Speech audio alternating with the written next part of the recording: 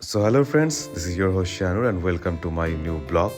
তো আজকে ছিল সানডে আর আমাদের দুটো ক্যাফেই বন্ধ। আমরা আজকে সকলে মিলে যাচ্ছি পিকনিকে, কারণ আমি সবাইকে প্রমিস করেছিলাম যে 31শে জানুয়ারি আমাদের দুটো কাউন্টার বন্ধ রেখে আমরা কিন্তু সকলে মিলে পিকনিকে এনজয় করতে যাব।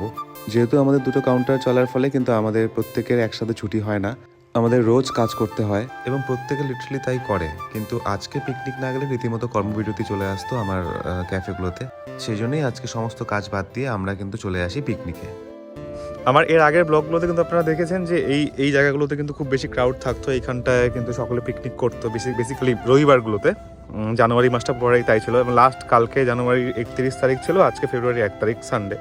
তো আমাদেরও একটা পিকনিকের ব্যাপার ছিল, আমাদের একটু বাইরে যাওয়ারই কথা ছিল, কিন্তু যাই হোক সেইগুলো হয় না। তো আলটিমেটলি আমরা আজকে এখানে পিকনিক করতে আসছি।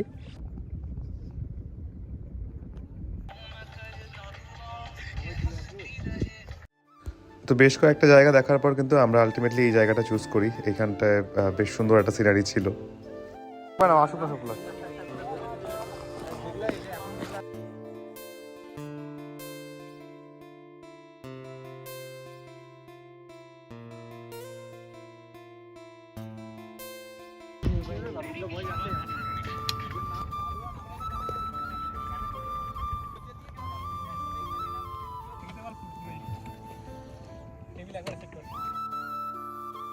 এবং আমাদের সেট আপ কিন্তু অলমোস্ট রেডি, সবাই কিন্তু নিজের নিজের কাজে লেগে গিয়েছিল।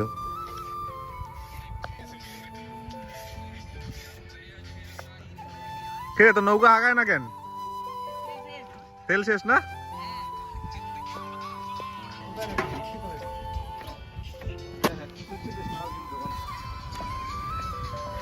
খুব দূরে না হলেও আমাদের হলদিবাড়ির কাছে এবং মেখলিগঞ্জের এই মধ্যবর্তী এই জয়ী সেতু সংলগ্ন যে তিস্তার যে এরিয়াটা বা সেখানকার যে সিনারি, সেগুলো কিন্তু সত্যি খুব সুন্দর, মানে মনোমুগ্ধকর একটা ব্যাপার আছে।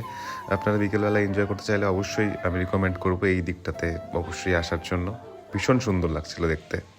ঠিক আছে না?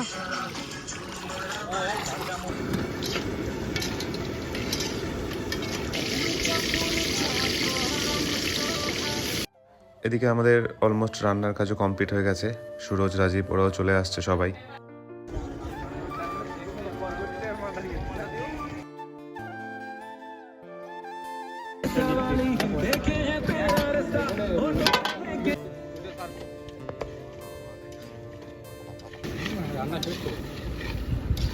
এখানে রান্না হচ্ছে আমাদের,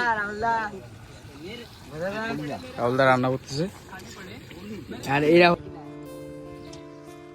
আর দেখতে দেখতেই কিন্তু আমাদের সময় অতিবাহিত হয়ে যায় এবং বিকেল প্রায় শেষের দিকে